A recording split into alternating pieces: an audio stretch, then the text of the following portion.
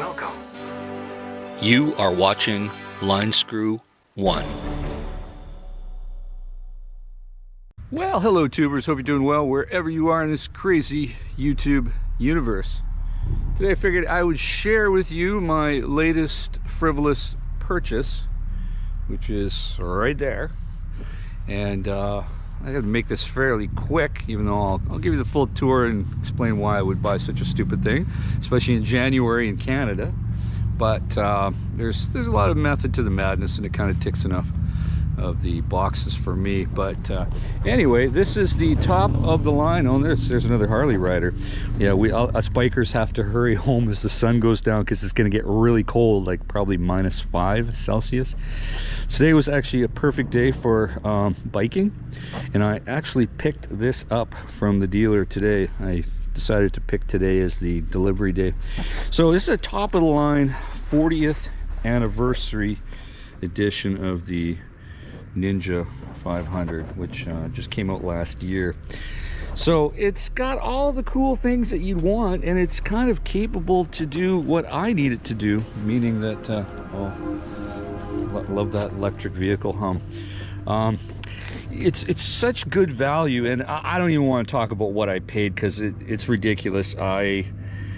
I bought it in winter where things aren't selling, and I was just so indifferent with the dealer that they would keep coming back with a lower number, and I'd shrug my shoulders, and then they'd come back with a lower number. But suffices to say, like, even though this is the most expensive model, the 40th anniversary special edition, I paid less than a base model. You would, and I compared prices, and I converted to Canadian dollars from the United Kingdom, from British pound sterling and US dollars, because everybody pays a little different depending on how much the dealer wants to hose you. But the dealer that I bought this from, and I'm not going to say their name because they did treat me pretty good. There's only a few Kawasaki dealers in the lower mainland anyway. So anyway, let's go through what it's got and why I think it's good value. First of all, it gets over 60 miles per gallon, and the SE version, you can always tell the cheap low-end version whenever you see a Ninja 500. If in this lens you see a little yellow bulb, you know it doesn't have LEDs all the way around like this does, and you know it's a base model. That's the first thing. And of course it's got anti-lock brakes, and because it's a special edition, it's even got a radiator guard, which you don't want to take a rock in there and lose coolant while you're a long ways from home. And because it's a special edition, of course, it's got the frame sliders that are included. And part of the panache of the special edition version is that it has keyless ignition. So as you can see, I've got 44 kilometers on there. So it's got a TFT display where the base model only has like an LCD type display. So that's kind of cool. And like I said, it is the 40th anniversary. I do believe it's been 40 years for Ninja. And because it is a special edition, you get a cowl for the rear seat. You also do get the rear seat. So I had no way to get the rear seat home, so I crammed it inside my jacket and carried it home. And like I said, full LEDs, including turn signals all the way around. Disc brakes front and rear.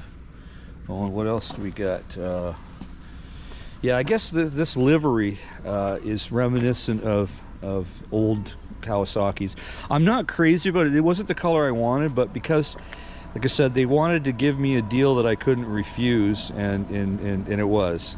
And I said, well, how about the top of the line 40th anniversary? Because the KRT version, which I drove, they all drive the same, right?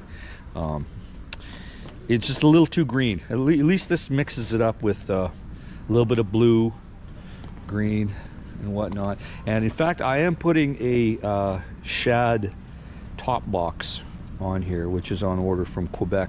Oh, another thing you get with the special edition is a USB port, and I bought a USB to 12-volt adapter so that I can actually run my radar detector off that, which is kind of handy. I guess you could run whatever else. I don't know how much power you can pull out of a USB 3 port, but anyway. So yeah, the keyless ignition is a bit gimmicky, and they only give you one fob. So I immediately priced out a new one, and the dealer said, yeah, it's 300 bucks. So I'll show you the fob. As long as you have it in your pocket and you're within 5 feet, but I'm always paranoid about these things failing. So this is pretty much it.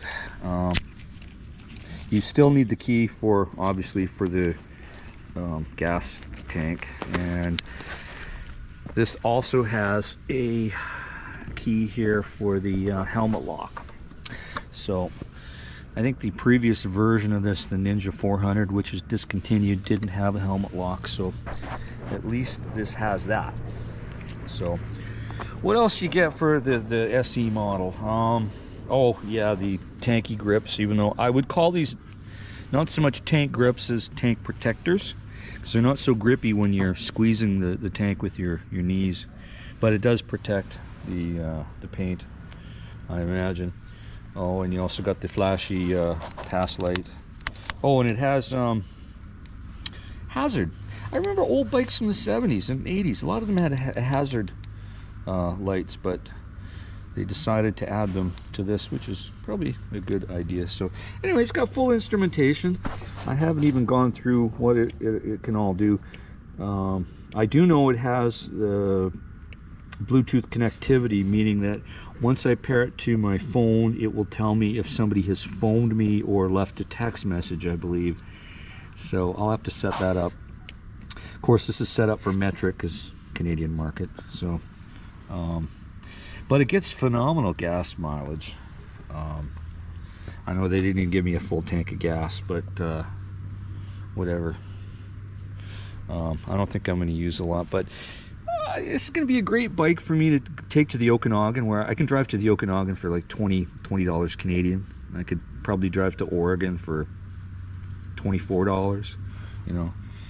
So it'll be handy for that, you know. I'll kind of set it up for cruising. Oh yes, I almost forgot that the special edition version has a bigger windscreen. So this windscreen, I think, is about 2 inches bigger, and just keeps a little more of the wind off of you. And oh, and yeah, the lights, for example, some of these older Cowies, you only had one light unless you had your high beam on. So often during the day, some of my previous bikes, I would always turn the high beam on so that you had both lights, because you know, you want to get more attention when you're on the road so people know you're there. So this actually has both lights illuminated even on low beam. So that's pretty cool. So anyway, that's about it from here. Hope you guys are doing well. And sun, as you can tell, is going down, which means it's going to get really cold pretty quick. So I better hit the road before I freeze my butt. I do have some winter gloves along, and I'm wearing thermal underwear, but I guess that's what you got to do if you want to ride in the winter. So anyway, hope you guys are all doing well. Put your comments down below. I'll talk to you soon. Over and out. Can go to figure out what we've done, what we need to do.